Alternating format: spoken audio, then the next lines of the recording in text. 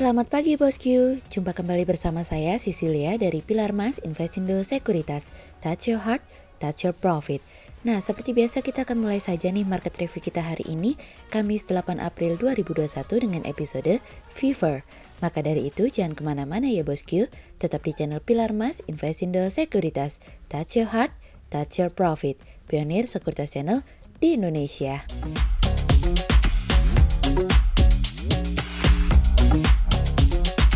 Seperti biasa kita akan mulai dari Global Economics Calendar. Ada berita dari US MBA Mortgage Applications yang turun dari sebelumnya minus 2,2% menjadi 5,1%.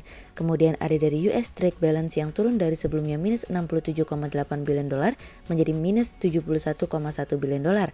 Kemudian ada dari Eurozone Market Eurozone Service PMI yang naik dari sebelumnya 48,8 menjadi 49,6. Kemudian kita beralih ke corporate news. Ada berita dari PT Timah Tbk atau TIMS yang menargetkan produksi biji timah minimal 30.000 ton dan produksi logam 34.000 ton pada tahun ini dari Business.com. Kemudian ada dari PT Ultrajaya Milk Industry and Company Tbk atau ULTJ yang berhasil mencatat pertumbuhan laba bersih di sepanjang tahun 2020 menjadi sebesar 1,099 triliun rupiah dari IQ+.info. Kemudian ada dari PT Sumarekon Agung Tbk atau SMRA yang membukukan pendapatan bersih sebesar 5,029 triliun rupiah pada akhir tahun 2020 dari IQ+.info. Kemudian pada perdagangan hari Rabu tanggal 7 April 2021, IHSG ditutup menguat sebesar 33 poin atau 0,56% ke level 6.036. Sektor perdagangan infrastruktur, keuangan, pertambangan, industri konsumsi, industri dasar bergerak positif dan menjadi kontributor pada kenaikan IHSG.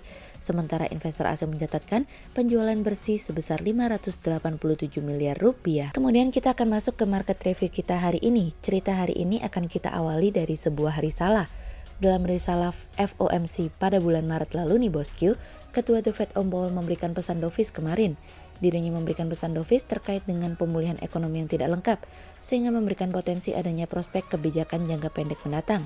Para pejabat membiarkan nilai program pembelian obligasi untuk tidak berubah sebesar 120 miliar dolar per bulan dan mereka memproyeksikan bahwa akan menahan tingkat suku bunga setidaknya hingga 2023 untuk mendorong perekonomian Amerika agar dapat pulih dari masa pandemi.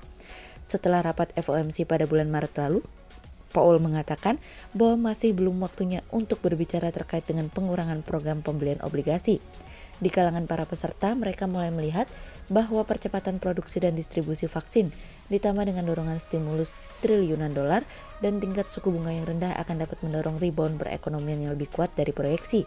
7 dari 18 para pejabat The Fed mengatakan bahwa mereka akan terus berusaha menjaga program pembelian obligasi setidaknya hingga 2023.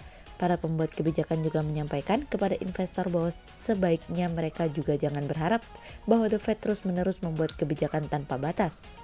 Sejauh ini, The Fed juga telah meningkatkan proyeksinya loh bosku sejak bulan Januari lalu dengan memberikan proyeksi adanya kenaikan GDP real yang diperkirakan akan melebihi potensi pada tahun 2022 dan 2023 yang dimana proyeksi tersebut akan memberikan gambaran bahwa pengangguran akan turun ke tingkat yang lebih rendah, didorong adanya kebijakan moneter yang akomodatif. Para peserta berharap bahwa inflasi akan bergerak sejauh dengan proyeksi yang diharapkan oleh komite dari waktu ke waktu, yang dimana inflasi tersebut akan didukung oleh permintaan agregat yang kuat, yang dimana akan didorong oleh kebijakan moneter dan fiskal yang akomodatif. Gubernur Fed mengatakan bahwa ada kemungkinan ketika mobilitas masyarakat mengalami kenaikan, maka ada potensi inflasi akan mengalami kenaikan meskipun hanya sementara.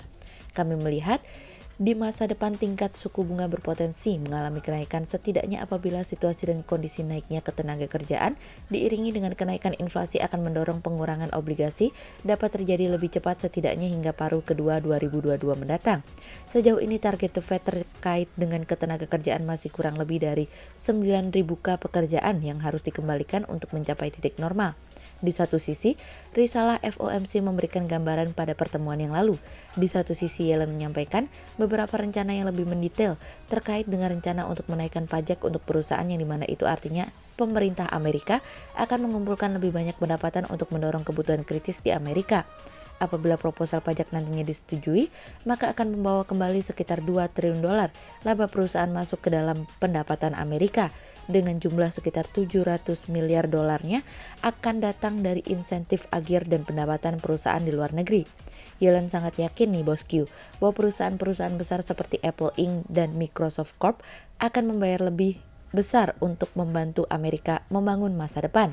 Yellen mengatakan bahwa pendapatan pajak sudah berada di level terendah dalam kurun waktu yang cukup lama, sejak beberapa generasi dan pendapatan pajak tersebut terus mengalami penurunan sehingga pemerintah memiliki lebih sedikit uang untuk diinvestasikan ke dalam pembangunan infrastruktur baik jalan jembatan maupun research and development.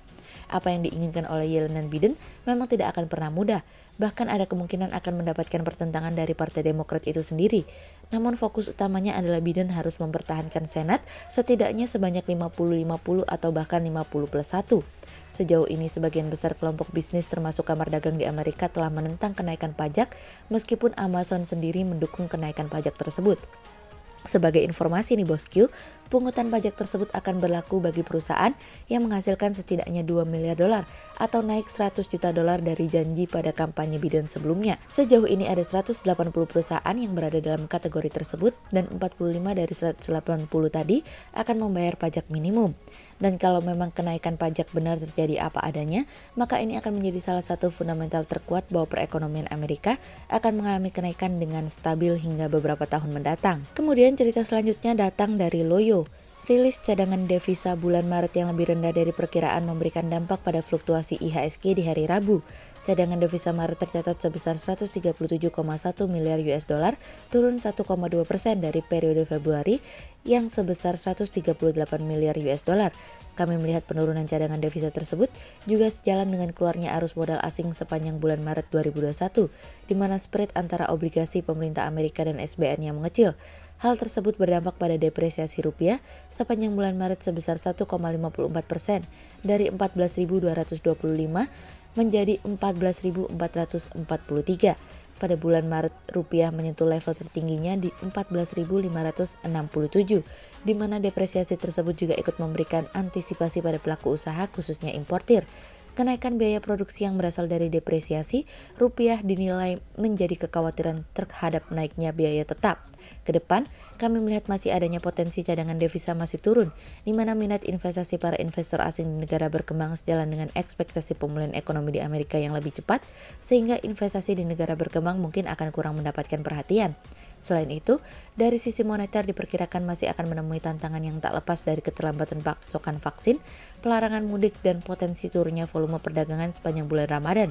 Kami memperkirakan rupiah akan bergerak pada rentang 14.294 hingga 14.715 pada bulan April. Hal tersebut seiringan dengan dampak lambatnya progres pemulihan dari sisi kesehatan dan daya beli pada momentum lebaran. Selain itu, cadangan devisa di bulan April diperkirakan berada pada kisaran 129 miliar US dollar hingga 133 miliar US dollar. Sehingga berdasarkan teknikal analisa, kami melihat saat ini IHSG memiliki peluang bergerak terbatas dan ditradingkan pada level 5.957 hingga 6.173.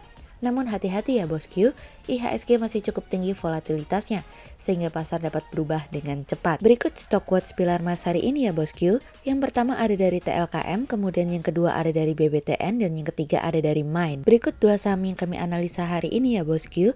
Yang pertama ada dari SMRA atau PT Sumarekon Agung Tbk yang membukukan pendapatan bersih sebesar 5,029 triliun rupiah pada akhir tahun 2020.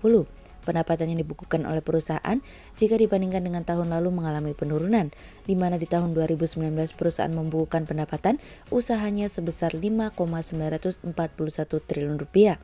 Turunnya pendapatan tersebut seiring dengan kondisi pandemik yang sedang terjadi di tahun lalu, di mana perekonomian mengalami keterpurukan akibat daya beli masyarakat menurun dan berimbas pada sektor properti.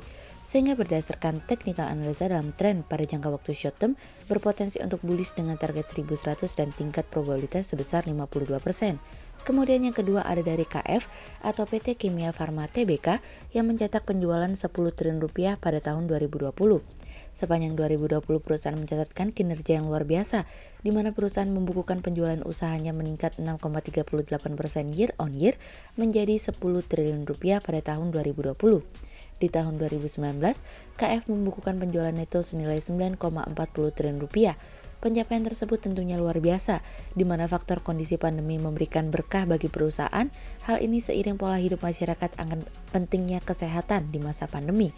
sehingga berdasarkan technical analisa dalam tren pada jangka waktu short term berpotensi untuk bearish dengan target 2400 dan tingkat probabilitas sebesar 36%.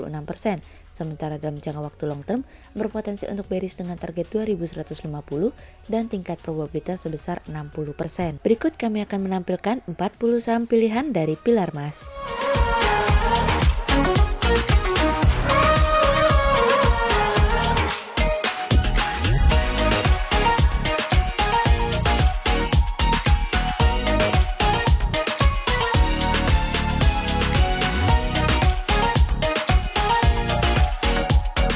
Sekian untuk review market kita kali ini ya bosku. Untuk info lebih lengkapnya bosku bisa download PDF dengan klik link di bawah video ini atau bisa juga langsung akses ke website kami di www.pilarmas-investindo.co.id. Dan jangan lupa untuk selalu jaga kesehatan buat para bosku ya. Kita akan bertemu lagi besok pagi untuk market review yang berikutnya. Jadi jangan lupa like, subscribe, dan tonton terus channel Pilar Mas Investindo Sekuritas. Touch your heart, touch your profit. Pionir Sekuritas Channel di Indonesia.